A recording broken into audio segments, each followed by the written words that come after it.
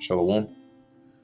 First and foremost, I want to give all praises, honor, and glory to Yahweh, Bahasham, Yahweh Shai, Bahasham, Rakha Kodash. Double honors to the elders and the apostles of Great Millstone, and peace and blessings to the elect. And today we're going to go into the book of Ezra, the 9th chapter. And as we went through in the 8th chapter, we had gone through the the preparation for the journey from I believe the name of the area where they were was like by the river Ahava, where Ezra requested some priests, and with them they basically made their journey to Jerusalem. And let's actually see how that chapter ended. Let's see here. Slack here 1 second. Yeah, so they made their way back to Jerusalem, and offered up the different offerings and so on and so forth. So now continuing in Ezra the 9th chapter, verse 1. Mixed marriages. Now when these things were done, the princes came to me saying, and the princes you here in this case are like a form of like the rulers, right? Those that were the overseers or at that top level, right?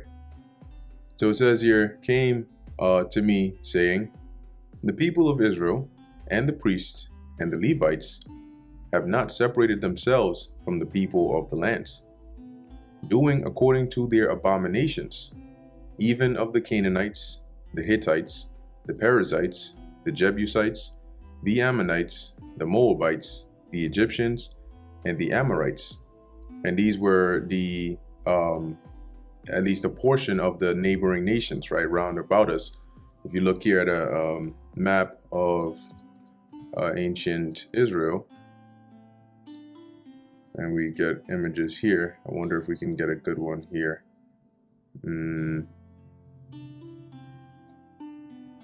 Okay, all right, maybe we could probably use this one here. So when you take a look here, you can see here you have Aram, which are the Syrians. You have Ammon, which are the Ammonites, right? Moabites, Edomites, and then really you also had some of the Canaanite nations, right? Some like you have here Tyre and Sidon and all of that, and then also some down here heading towards Egypt. So we had a bunch of these heathens around us, and especially more so now, right? Because in majority of this region here, you had heathens that were living there, which had been imported into the land during the reign of the Assyrians.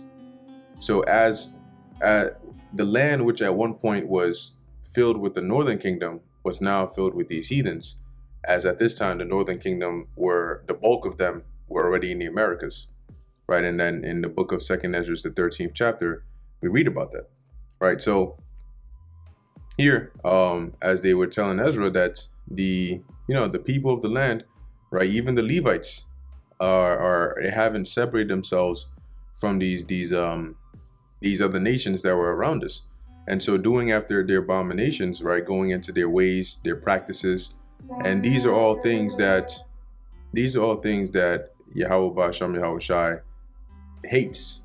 Okay, he, as it says in Deuteronomy chapter 7 verse 6. For thou art an holy people, right?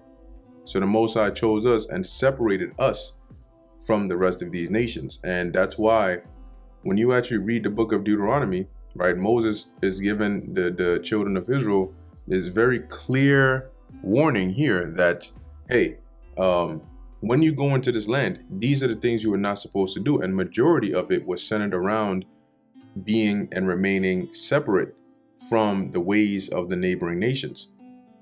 And that's why the Lord told us to eliminate all of them from the land so that we wouldn't even have that influence.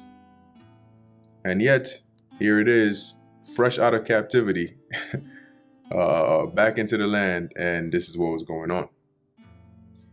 Verse 2, for they have taken of their daughters for themselves and for their sons, so that the holy seed have mingled themselves with the people of those lands, and the holy seed being that of the Israelites, and the people of those lands being the the other nations here. So they were basically, taking the daughters of the other nations as wives and marrying the sons of, as it says, for themselves and for their sons. And that's what led to them eventually getting into those ways, those practices, similar to the situation with even King Solomon, right?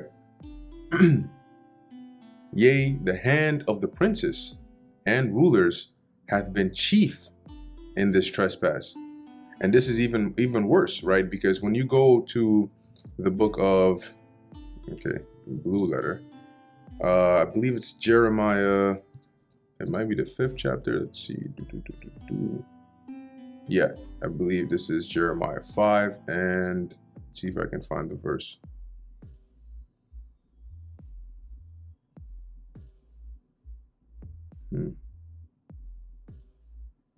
Maybe we'll just word search it. Is it not for you?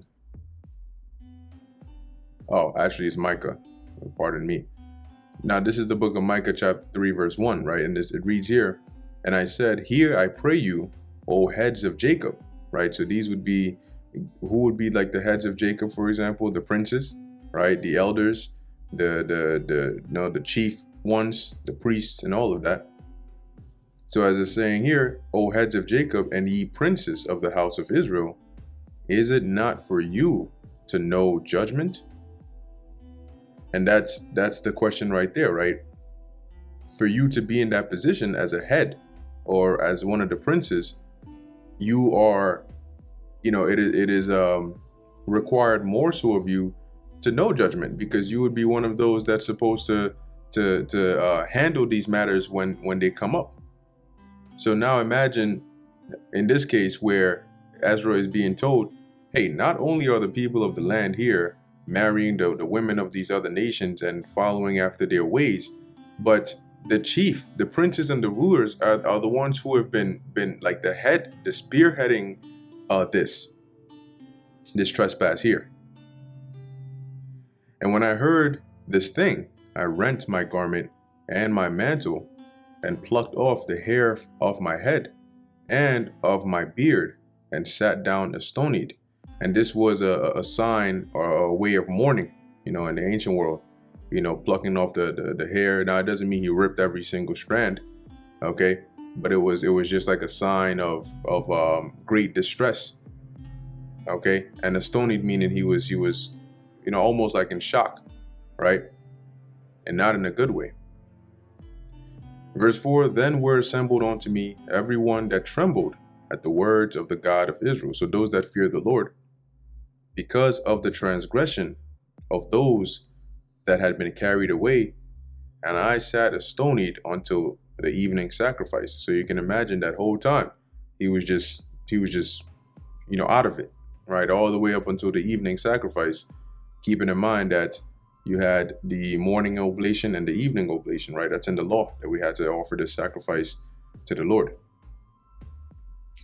Verse 5, and at the evening sacrifice I arose up from my heaviness, and having rent my garment and my mantle, I fell upon my knees and spread out my hands unto the Lord Yahweh my God, and said, O my God, I am ashamed and blush to lift up my face to thee, my God, for our iniquities are increased over our head, and our trespass is grown up onto the heavens. Yeah, and you can imagine, right? Like we've gone through all of this. We ended up in captivity, right? The reason we had to be, we were able to escape or leave from Babylon to come here is because due to these same kinds of iniquity and transgressions, we were led captive into Babylon in the first place. And now, after the Lord having had mercy on us, we come back, and right when you come back, this is the behavior that's going on. The same thing that got us kicked out in the first place. So you can imagine Ezra here now saying, like, Lord, I prayed for these people when we were in captivity. I prayed you would have mercy. And now, looking at this, I don't even know how am I supposed to face you? Like, where do I even begin? Verse 7, Since the days of our fathers have we been in a great trespass unto this day. And for our iniquities have we, our kings, and our priests been delivered into the hand of the kings of the lands, to the sword, to captivity, and to a spoil, and to confusion of face, as it is this day. And this confusion of face here, let's actually go into that. I believe in here it's referring to just like being ashamed. What we have here for confusion? Bashath. Yeah, shameful, right? Basically for the position that we constantly found ourselves in of having to suffer punishment for being disobedient. Verse 8, and now for a little space grace hath been shewed from the Lord Yahweh our power, to leave us a remnant to escape, and to give us a nail in his holy place, that our God may lighten our eyes, and give us a little reviving in our bondage. So, you know, for all the way from the time of our fathers, you know, those that were before us, we transgressed and trespassed to where, you know, the Lord put us in captivity. But even then he had mercy and delivered us and showed us that grace by leaving us a remnant to be able to come back, right? And not making the bondage one that was to our destruction. Verse 9, for we were bondmen, meaning slaves, yet our God hath not forsaken us in our bondage, but hath extended mercy unto us in the sight of the kings of Persia. Yeah, so you had, like we've gone over already, with Cyrus and Darius, and in this case now Artaxerxes, to give us a reviving, to set up the house of our God, and to repair the desolations thereof, and to give us a wall in Judah and in Jerusalem. See? And now, O our God, what shall we say after this? For we have forsaken thy commandments, which thou hast commanded by the servants, the prophets, saying, the land unto which ye go to possess it is an unclean land, with the filthiness of the people of the lands. What does that mean? Meaning that the things they practice are against, you know, the ways the Lord has set for us. And that's why it's unclean. They worship idols, you know, they do all forms of abominable things the Lord is not happy with. So that's why we were strictly warned, right? As Ezra is recounting here, with their abominations, which have filled it from one end to another with their uncleanness. Now therefore give not your daughters unto their sons, neither take their daughters unto your sons, nor seek their peace or their wealth forever, that ye may be strong and eat the good of the land, and leave it for an inheritance to your children forever. So don't try to form any union, any joining with them, anything of that sort. And by following the ways of the Lord and remaining isolated from these other nations, we would be in good standing. The Lord would bless us. We would have the riches. The land would yield its best fruits, and we would be able to maintain the land, as it says here, and leave it for an inheritance. Because what happened when we disobeyed? The Lord took us out of the land. And after all that has come up or come upon us for our evil deeds and for our great trespass, seeing that our God has punished us less than our iniquities deserve, and has given us such deliverance as this, should we again break thy commandments and join in affinity with the people of these abominations? So we done already went off. We went off, and the Lord put us in captivity, but even then he had mercy, right? And the punishment he gave us was not as severe as what we would deserve. And now, having had that mercy, should we now go right back and do the same things that got us in there in the first place? Wouldst not thou be angry with us till thou hadst consumed us, so that there should be no remnant nor escaping? So saying, look, the first time around you had mercy, you saved the remnant, and we were able to return and rebuild the temple and all that. And now, if we go off and do the same thing again, I mean, you know, we probably get to the point where there would be no remnant this time. That's how pissed off you would make the Most High. Verse 15, O Lord Yahweh, God of Israel, thou art righteous, for we remain yet escaped, as it is this day. Behold, we are before thee in our trespass, for we cannot stand before thee because of this. And remember that this is Ezra was pretty much praying right at this point at the time of the evening sacrifice. Okay, but anyway, that brings us to the end of Ezra the 9th chapter. And Lord willing, this was edifying to the elect. In closing, I want to give all praises, honor, and glory to Yahweh, Bahasham, Yahushai, Bahasham, Rakha, Kodash. And until next time, Shalom.